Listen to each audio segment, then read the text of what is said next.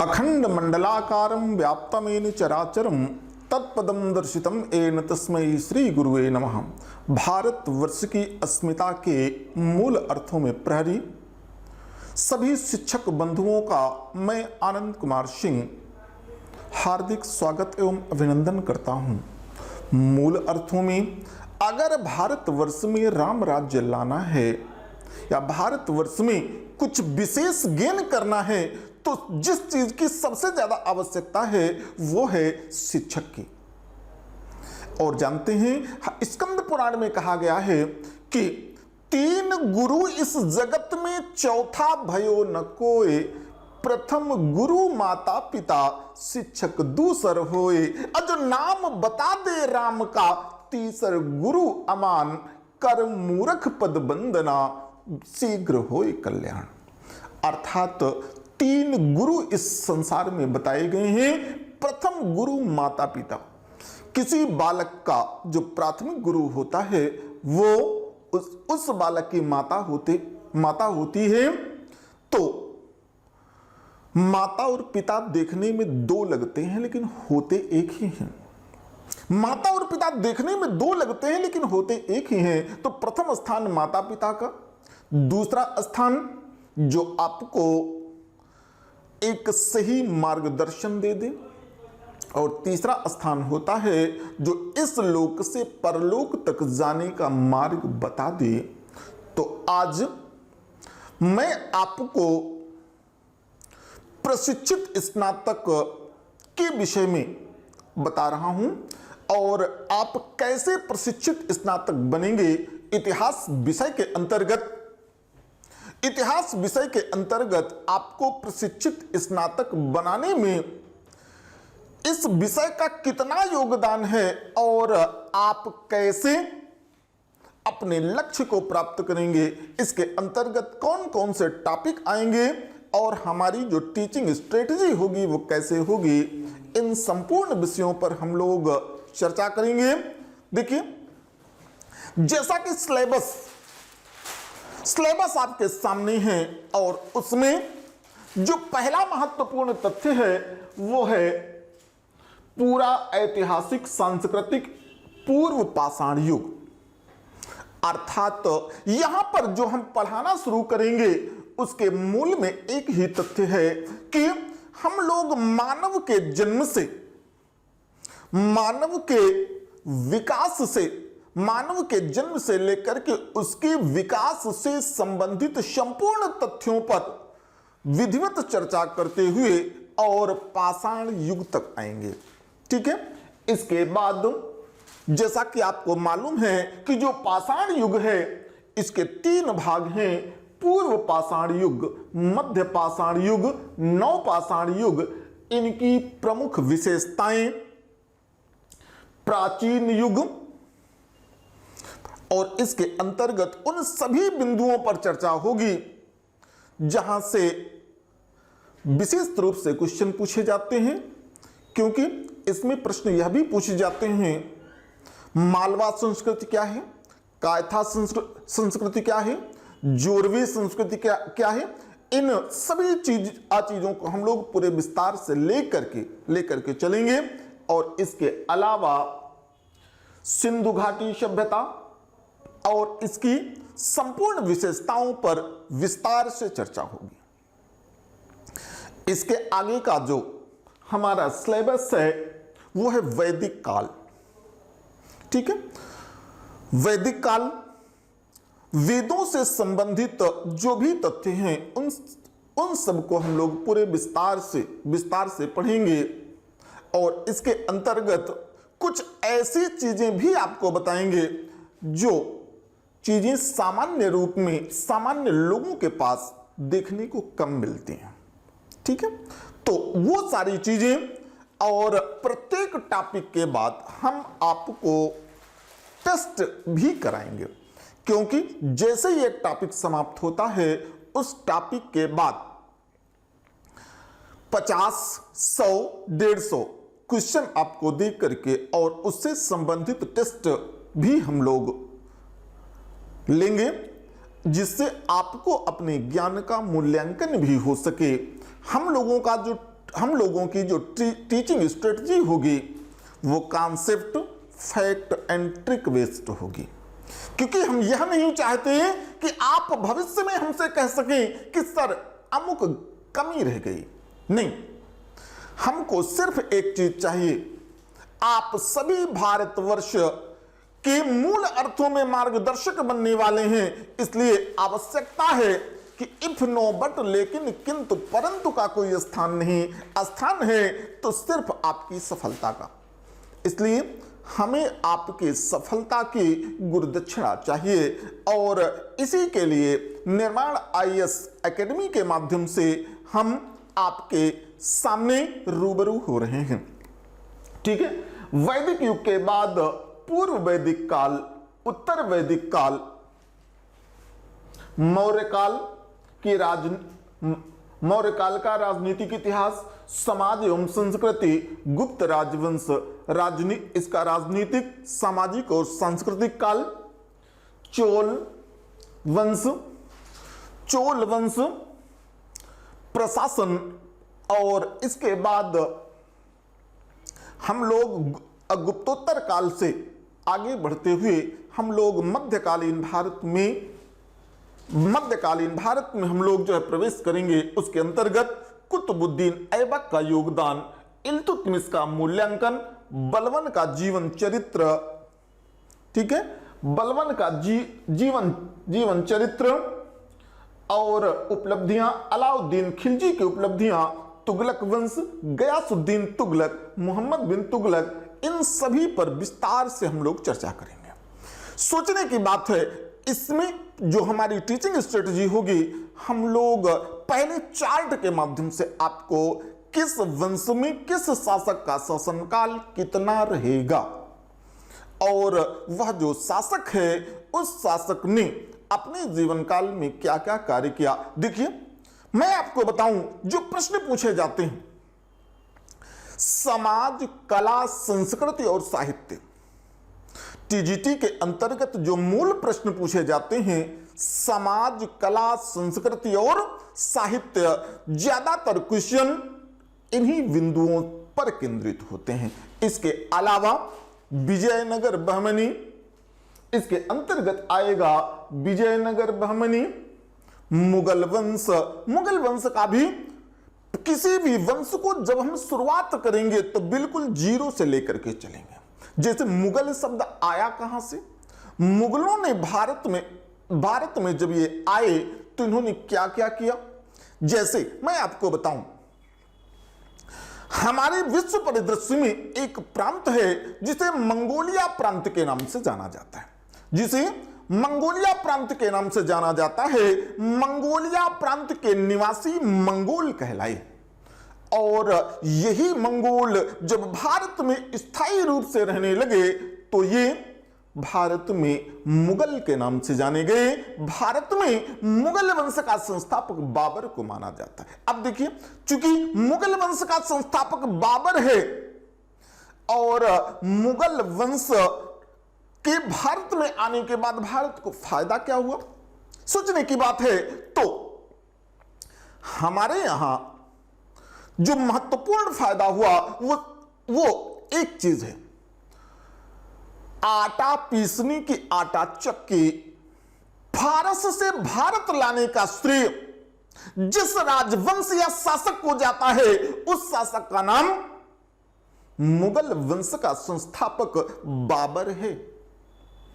दूसरी बात, भारतवर्ष में चूंकि पितृसत्तात्मक शासन व्यवस्था है, इसलिए स्त्रियों को निश्चित रूप में बराबरी का अधिकार कम देखने को मिलता है। तो बाबर ने भारतवर्ष में आने के बाद सह शासन की नींव डाली। यहां से कई बार प्रश्न पूछा गया है कि सह शासन व्यवस्था का जनक किस शासक को माना जाता है। सह शासन व्यवस्था का तात्पर्य होता है जब पति पत्नी आम सहमति से मिलकर के एक सिंहासन में बैठ करके और आम सहमति से शासन का कार्य संपन्न करें, उसे सह शासन के नाम से जाना जाता है। तो मूल अर्थों में बाबर वो ऐसा करने वाला पहला व्यक्ति है। मूल अर्थों में बाबर ऐसा करने वाला पहला व्यक्ति है। इसके अलावा आम की कलम पद्धति, भारतवर्ष में नील की खेती का प्रारंभ, किस काल में फारसी भारतवर्ष की राजभाषा बनी, किस काल को संस्कृति, किस काल को साहित्य के स्वर्ण युग के नाम से जाना गया, चित्रकला का स्वर्ण युग मुगलों के अंतर्गत किस काल को कहा गया, क्यों कहा गया, स्थापत्य कला का स्वर्ण युग किसे कहा गया, किस परिप्रेक्ष्य में कहा गया और उस समय की तत्कालीन परिस्थितियां क्या थी, इन सभी बिंदुओं पर हम लोग पूरा विस्तार से चर्चा करेंगे। इसके अलावा आप देखिए, मुगल वंश के जो भी शासक हैं, बाबर, हुमायूं, अकबर, जहांगीर, शाहजहां और औरंगजेब, इसके बाद छत्रपति शिवाजी, जीवन चरित्र एवं उपलब्धियां, और इसके बाद आधुनिक भारत प्रारंभ होता है। आधुनिक भारत के अंतर्गत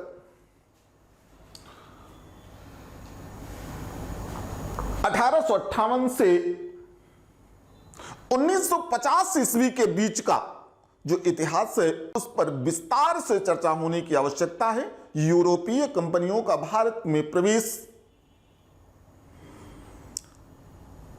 राज्यों का जो राज्य हैं जैसे बंगाल है, मैसूर है आदि जो राज्य हैं, इनका विलय अंग्रेजों के द्वारा कैसे किया गया, अंग्रेज सरकार के द्वारा कैसे भारतवर्ष को अपनी धीरे धीरे चंगुल में लिया गया, अपने अधिकार में कैसे लिया गया, उन सभी बिंदुओं पे चर्चा होगी। इसके बाद 1857 ईस्वी का प्रथम स्वतंत्रता संग्राम के कारण क्या थे, स्वरूप एवं उसका परिणाम क्या हुआ, इन सभी बिंदुओं पे चर्चा होगी। अच्छा चलिए, एक तथ्य मैं आपके सामने उठाता हूं। जब 1857 के विद्रोह की बात होती है तो ज्यादातर किताबों में आपको पढ़ने को मिलता है कि 1857 के विद्रोह की जो मूल भूमिका थी, जो मूल योजना थी, जो मूल नेतृत्व था, वो बहादुर शाह द्वितीय जफर का था। ज्यादातर किताब, लेकिन कुछ इतिहासकार इस तथ्य को मानने को तैयार नहीं है। कारण, संपूर्ण भारतवर्ष में 1857 की क्रांति के मूल संदेश के रूप में रोटी और कमल का फूल बांटा जा रहा था। क्या बांटा जा रहा था? रोटी और कमल का फूल। रोटी, देखिए, मूलतः समाज में दो ही वर्ग होते हैं, एक गरीब वर्ग है, दूसरा अमीर वर्ग है। तो गरीबों को हमेशा चिंता रहती है अपनी रोजी रोटी की, और जो अमीर लोग हैं उनको चिंता होती है कि हमारे ऐशो आराम के साधन न छिन जाए। इसलिए गरीबों को इस शंका को बिल्कुल धार देने के उद्देश्य से तत्कालीन नेतृत्व ने उनके कान में एक संदेश कहा कि 31 मई 1857 को सभी लोग मिलकर के विद्रोह कर दें, क्योंकि अंग्रेज हमारे यहां से रोटी भी छीनने वाले हैं। देखिए, अंग्रेज हम पर नाना प्रकार के अत्याचार कर रहे थे। कैसे? भारत के प्रथम राष्ट्रपति डॉक्टर राजेंद्र प्रसाद ने लिखा है कि नाखूनों में कीलें भर भर, नाखूनों में कीलें भर भर अंग्रेज यंत्रणा देते थे, कोल्हू चक्की में जोत जोत बैलों सी मेहनत लेते थे। कि बस उन्हीं दलालों को सुख था, कि बस उन्हीं दलालों को सुख था जो गोरों से मिल जाते थे, नौकर बनकर आराम सभी मालिक के लिए जुटाते थे। कि जब कभी साहबों की जूठन थोड़ी शराब मिल जाती थी, ये भी छू लेते आसमान, कल्पना कली खिल जाती थी। तो हमारे ऊपर अनेक प्रकार के प्रतिबंध लगाए गए और सार्वजनिक स्थानों पर किसी भी व्यक्ति को इतना बुरी तरीके से दंड दिया जाता कि जैसे किसी चौराहे पर व्यक्ति को उल्टा लटकाकर उसके शरीर की पूरी चमड़ी खींचकर निकाल दी जाती और उसके शरीर पर सैकड़ों कोड़े बरसाए जाते थे। यहां तक कि नाखूनों के बीच का जो स्थल होता है वहां पर जो लोहे की बिरंजी होती है उसको रख करके और हथौड़े से ठोका जाता था। तो ये इन सभी चीजों पर हम लोग विस्तार पूर्वक चर्चा करेंगे। इसके बाद 19वीं शताब्दी में भारतीय पुनर्जागरण, सामाजिक धार्मिक आंदोलन, राष्ट्रीय आंदोलन में महात्मा गांधी का योगदान, स्वतंत्रता की प्राप्ति और विभाजन के बाद भारत का स्वरूप कैसा रहा, इन सभी बिंदुओं पर हम लोग विस्तार से चर्चा करेंगे। तो टीजीटी के अंतर्गत जो भी लोग हैं वो एक बार विश्वास के साथ हम लोगों से जुड़े, और जब आप जुड़ेंगे तो आपको लगेगा हम लोगों के क्लास की तुलना आप इलाहाबाद और दिल्ली के किसी भी शिक्षक से आप तुलना करके देख लीजिएगा। अगर आपको क्लास अच्छा ना लगे तब बताइएगा। मैं आपको विश्वास दिलाता हूं, मैं आनंद कुमार सिंह 28 नवंबर 1998 को पहली बार इस टीचिंग में उतरा। लगभग 22 वर्षों का शिक्षण अनुभव और पता नहीं कितने शिक्षक मेरे पढ़ाए हुए भारतवर्ष के लगभग हर कोने में जो हमने एक छोटी सी बेल लगाई थी, आज उसे पुष्पित पल्लवित करने का समय आ गया है। इसलिए आवश्यकता है जिस चीज की, वो एक ही चीज है कि आप लोग पूरे मन से हम लोगों से जुड़े, हम लोगों के वीडियो को लाइक, शेयर और सब्सक्राइब करें और अपने मित्रों को इसके बारे में सूचना अवश्य दें, क्योंकि जब तक आप हमसे जुड़ेंगे नहीं तब तक हम आपका हित कैसे कर पाएंगे। तो आवश्यकता है एक बार विश्वास के साथ कंधे से कंधा मिलाकर आगे चलने की, और जब इस भूमिका के साथ हम लोग आगे बढ़ेंगे तो निश्चित तौर पर हम होंगे कामयाब एक दिन, निश्चित तौर पर। तो आपको एक विशेष मार्गदर्शन के उद्देश्य से हमारे एक मित्र जिसके चौधरी सर भी आपको समय समय पर कुछ मार्गदर्शन देते रहेंगे और उनको एक अच्छा खासा अनुभव इतिहास विषय में प्राप्त है। तो मैं चाहता हूं कि वो भी आकर के कुछ शब्द आप लोगों के बीच में शेयर करें। सर आइए। मित्रों, यह मंच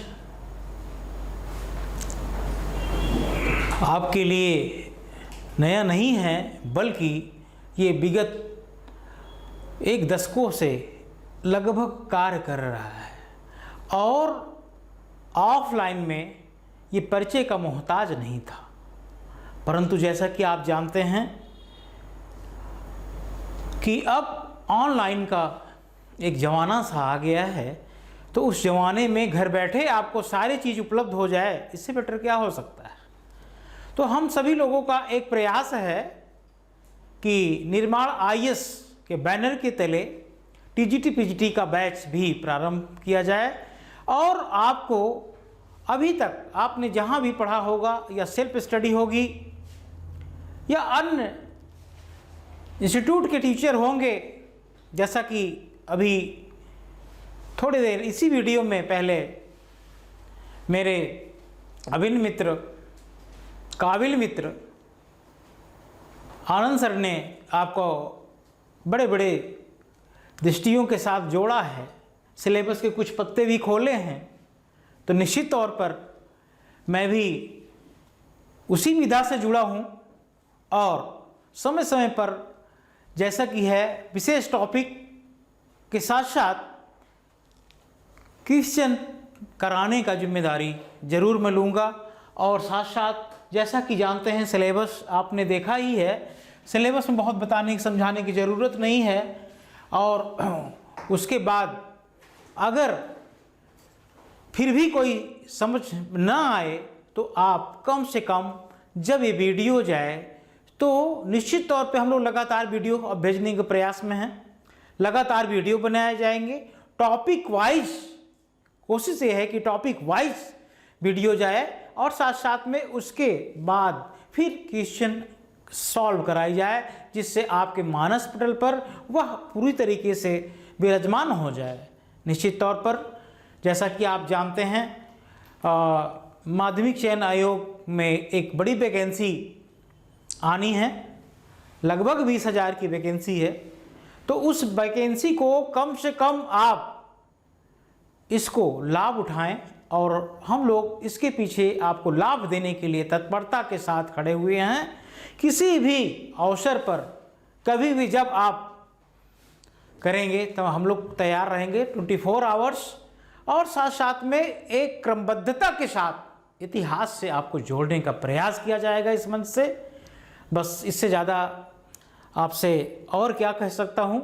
बस जब आएंगे अपनी विधा के साथ तब आपसे पुनः फिर उसी समय और बातों पर हम चर्चा करेंगे, रूबरू होंगे। धन्यवाद।